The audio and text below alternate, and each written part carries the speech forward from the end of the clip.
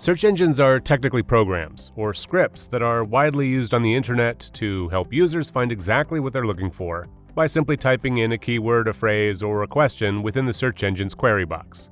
A search engine utilizes automated software applications, such as robots, spiders, or bots, that scan sites for the information requested within the search query. Every search engine uses its own complex mathematical formula, otherwise known as an algorithm, to display specific results. Google, one of the leading search engines, not sure if you've ever heard of them, provides a unique formula that is becoming the standard for all other search engines, so most business owners strive to base their SEO from those standards. The search engine algorithm uses key elements from the page to display results. Some of these key elements include the page title, keyword density, and content, and while Google is more interested in content than keywords, they do still apply. Now, search engines, although very complex and pretty darned interesting under the hood, are not actually capable of seeing images, design aspects, or other visual factors on a site. So text remains extremely important for a successful ranking. And this is why we're always pestering you about image alt tags, meta tags, descriptions, and other areas of content within a page when we're discussing the topic of SEO. They may seem like small tasks on your to-do list, easily ignored or put off until later. But I'm telling you, once again, there's a darned good reason to optimize them. I mean, if you think about it, if you strip away all the fancy images and the layout and functionality and whatever else you have on your site, what exactly do you have left? Text, including this behind-the-curtain text, so don't neglect it. Now, of course, the search engine browses through millions, even billions of websites to bring the most relevant of them to the top of their search engine results pages.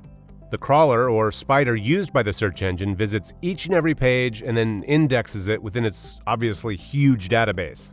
And this process involves recording links within the page, content, and even checking the density of keywords, stripping out stop words, and any other information on the page, such as images and media.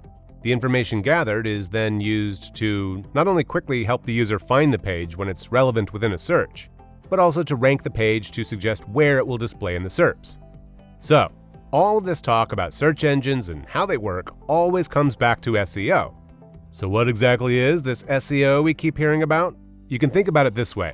According to Rand Fishkin, SEO, search engine optimization, is the practice of increasing the quantity and the quality of the traffic you earn through the organic results in the search engines. Repeat, it's the quality traffic that is the most important aspect of this art form, even more so than the quantity of traffic. Quality over quantity. So look at it this way. You could have thousands of visitors on your site every day, great for you, but if they aren't there because they're looking for what you offer, then you might as well have none.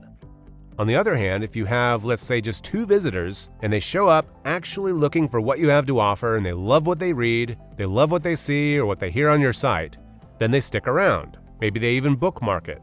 And those 2 visitors prove to be far more valuable than the thousands who had no interest being there in the first place.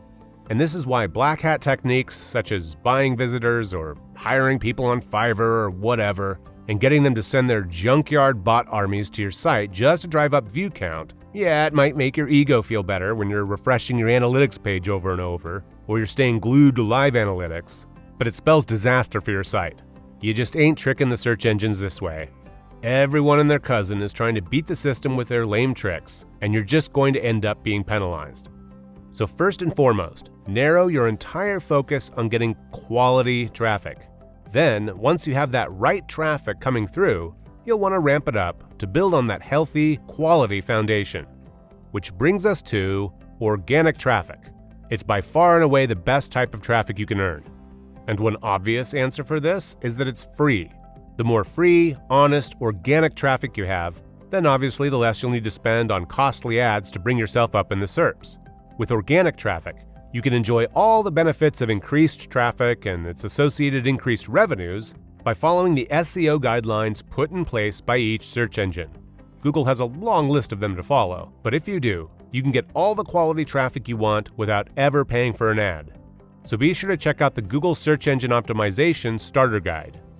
Now, SEO works in the same fashion the search engines work, meaning that the search engines scan your page to find out what you're about, then once indexed, it can display your link to relevant search queries.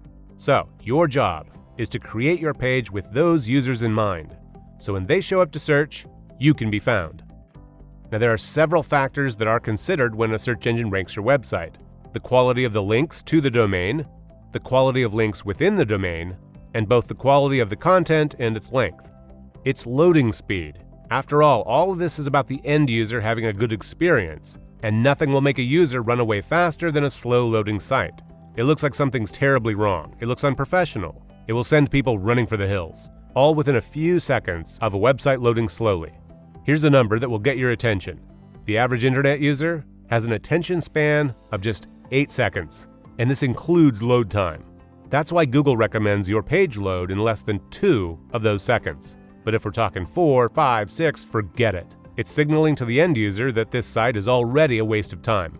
Social metrics are another factor that search engines use to rank. Domain name, does it match the keyword that's been queried? Offline usage of the brand name, user-friendly design, and all put together, relevancy. Now, mind you, of course, these are just some of the factors. This has actually been a pretty short list. There are plenty more factors to consider when trying to rank for the search engine's top spots. Image tags, meta tags, title tags, and descriptions, these are only a few of the things to optimize. In all, the entire page should be optimized to perfection in order to rank high in the SERPs. Without SEO, sorry to say, it's very unlikely your page will ever be noticed in the search engines. And many online business owners have struggled with the concept of SEO, and many have failed with their implementations, but that doesn't mean that you have to. Create your page for the user first, keeping in mind that no matter how many people the search engines send to your page, if they don't like what they see, they will leave. Then, once you have implemented relevant, useful, and unique content on your page, then, and only then, should you start working towards optimizing it for the search engines. Now, this isn't to say that you don't keep SEO in mind when you first design your site, because believe it or not, your design does matter. But always be sure to take care of step 1, quality and relevance to your users. Because if that's missing, all the best SEO in the world just won't matter.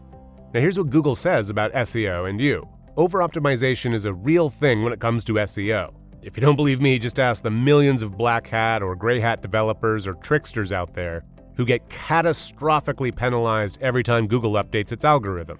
Way back from Panda, Hummingbird, Penguin. Mind you, all these are the major updates that we hear about. But of course, there are constantly minor updates happening behind the scenes that we don't. If you think about it, it's Google's job to make its users as happy as possible. And part of that is directing their ire at websites that use shady SEO practices. Users don't like them, and neither does Google. And getting hit with a Google penalty can be deadly. So it's always best to follow the standards given to you in the search engine guidelines. Always work to create a Google-friendly site.